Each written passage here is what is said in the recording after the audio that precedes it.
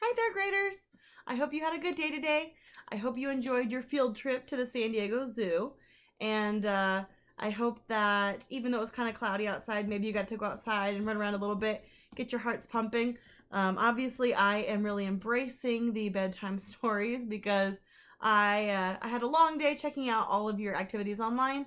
I haven't gotten a chance to look at Flipgrid yet, so be looking on the blog tomorrow morning for some shout outs for what I see from your work on the field trip and Flipgrid and everything else.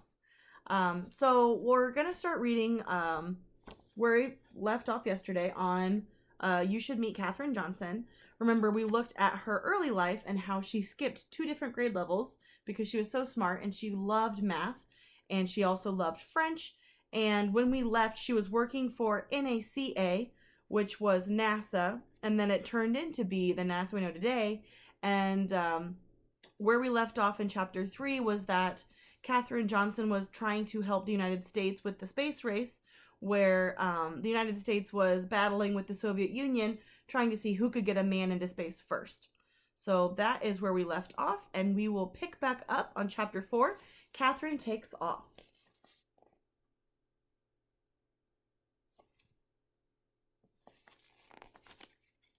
Chapter 4, Katherine takes off. The Soviet Union took an early lead in the space race. In 1957, they launched Sputnik 1. It was the first man-made satellite to successfully orbit the Earth. A satellite is a small object that revolves around a larger object. The U.S. launched its first satellite the following year. Our moon is one of our satellites because it does revolve around the larger object, which is Earth. The Soviet Union took the lead again when it came to sending a man into space. On April 12, 1961, cosmonaut Yuri Gagarin, a Russian astronaut is called a cosmonaut, orbited the Earth aboard Vostok 1. The U.S. followed less than a month later. On May 5, 1961, astronaut Alan Shepard made a partial orbit around the Earth in Freedom 7. It had required extremely complex and precise mathematical calculations to arrive at the proper flight path for the spacecraft and to keep Shepard safe. Who had done the math? Katherine. For her entire career, Katherine insisted that no one person was responsible for any specific achievement. She believed in teamwork. However, she also knew just how skilled she was at math. NASA knew it too. NASA put Katherine on a team that worked to send Friendship 7 and astronaut John Glenn into space on February 20th, 1962. Katherine worked on the tracking system that would predict within 2 miles where the spacecraft would land after making 3 full orbits around the Earth. It says that here, I'm going to show you a picture of a patch that was worn by the Friendship 7 astronauts on their spacesuits.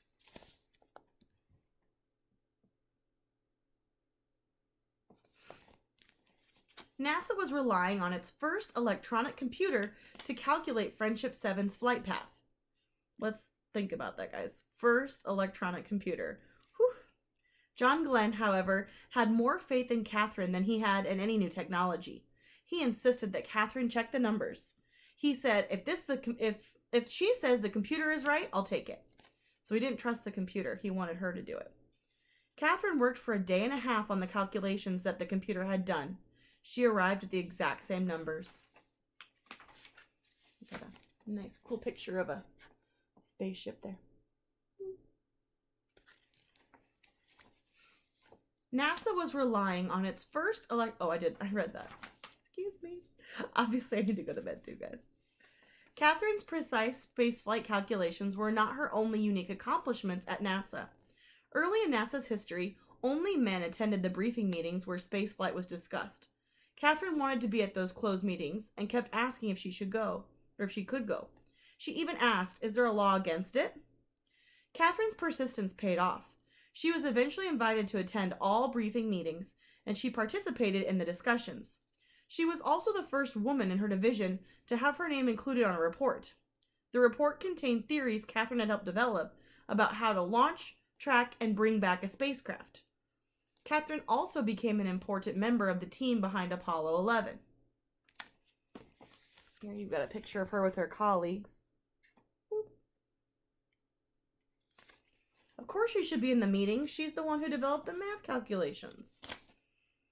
By the time late 1960s, both the Soviet Union and the US had landed unmanned vehicles on the moon, but neither had ever put a person on the moon. Apollo 11 was going to be the first manned spaceflight to land on the moon.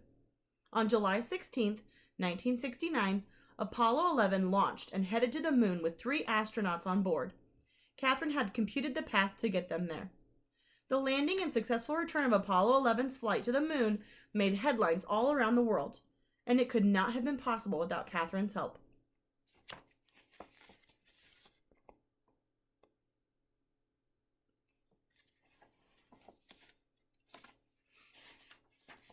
Four days later, on July 20th, 1969, Katherine, along with the rest of the world, watched on television as astronaut Neil Armstrong took mankind's first step on the moon. The little girl from White Sulphur Springs, who loved to count, had helped the U.S. make world history. The U.S. was now the clear leader in the space race. Here is an illustration of Neil Armstrong on the moon. And do you know what he said when he landed? What was it? 1 giant step for man, 1 small step for man, 1 giant leap for mankind. So it was a big event in history. I bet if you ask your parents, or especially your grandparents for sure, they will know and will have been alive during that time. Katherine admitted to being concerned about the return flight. If we were off by just a few feet or seconds, they're done for, she remembered. The astronauts wouldn't be able to return home. Katherine had no need to worry. Her calculations were as accurate as ever. The astronauts splashed down safely in the Pacific Ocean on July 24th, 1969. It's kind of hard to think that landing in the ocean was the best thing to happen. But there you can see the landing in the ocean. Chapter 5, An Infinite Contribution. Katherine worked on every space mission at NASA until she retired in 1986. She had done extraordinary, history-making work while raising her family, dealing with the death of her first husband in 1956, and getting remarried in 1959. I found what I was looking for at NASA, said Katherine. Never did I get up and say I don't want to go to work. There is a nice saying that says that if you love what you do at your work, you'll never work a day in your life. So keep that in mind when you get older. If you like what you do, then it will not be work, really. Katherine received many honors for her contribution to the U.S. space program, including a flag that had gone to the moon. A building had also been named after her at NASA's Langley Research Center in Hampton, Virginia. In 2015, she received the Presidential Medal of Freedom. It is the highest honor an American civilian can receive. Katherine was 97 at the time, an impressive number even for a math lover. And who was the president that gave it to her? President Barack Obama, who was the first African American president in our history. Can you see? Katherine's love of math led her to help make history for the space program, for women's rights, and for racial equality. Through it all, Katherine remained humble about her remarkable achievements. She liked to quote her father, who used to tell her and her siblings, "You are as good as anybody, but you're no better." Keep her humble. To be fair, I would argue that she's probably better than all of us at math combined. So let's give her that credit.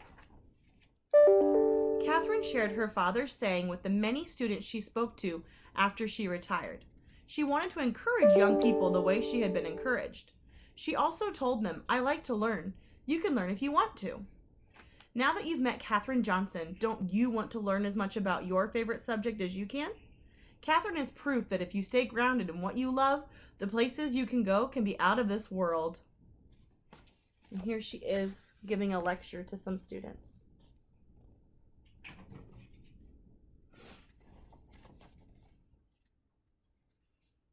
But wait, there's more.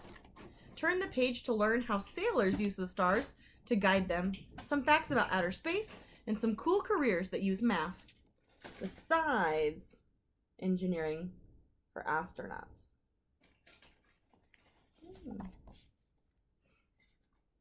Star power. Long before Catherine helped humans travel to outer space helped humans travel the Earth. In ancient times, most cultures kept land in sight when they sailed. It was a very slow way to travel across the ocean, but it helped keep ships from getting lost.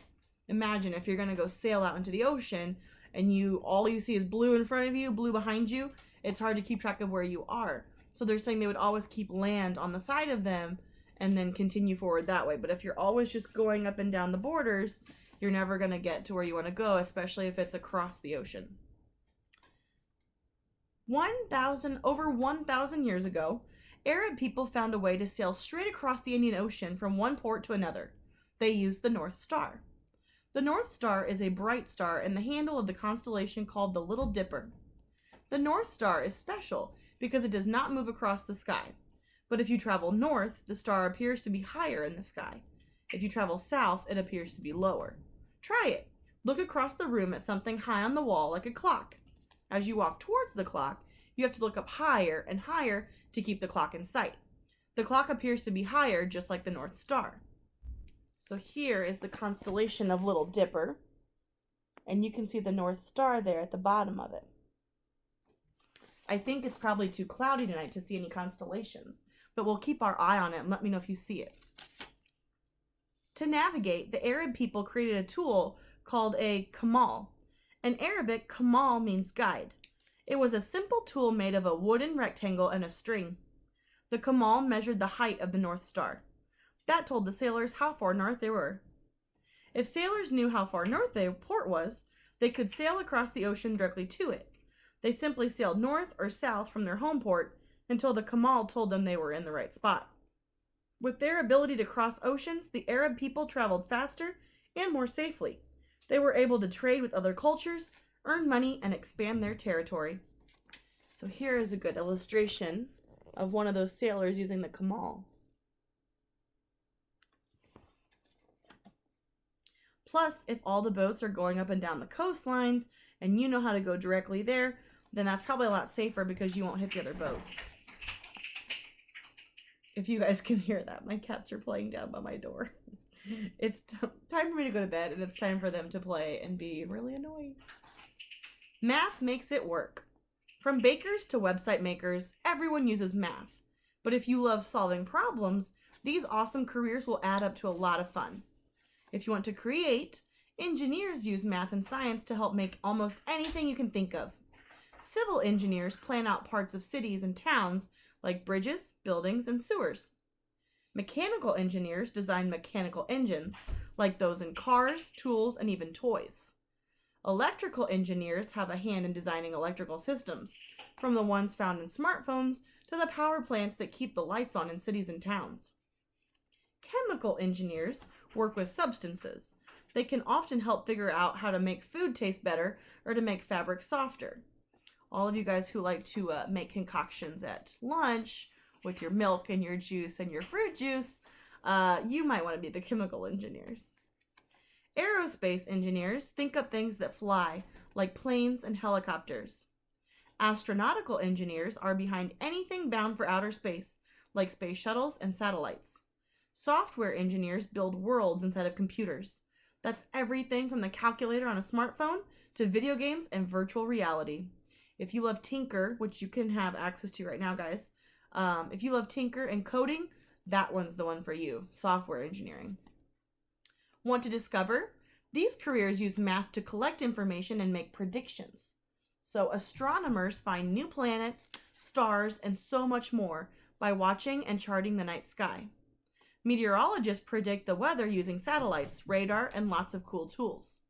Sports statisticians crunch numbers to tell newscasters and fans when a record has been set or an unlikely achievement has been made. Music data journalists figure out which songs are popular, who might like which artists, and even what the next big hit will sound like. These are just a few of the many jobs for people who love math. There's one more page on here, but I'm out of time. I think it's awesome that we're connecting our knowledge about STEM, though, to see all the different careers. So it's time for you to go to bed. It's time for me to go to bed. Check in with me in the morning and look for the shout outs on our new blog page for day 3. And I will see you at bedtime tomorrow. Good night, guys.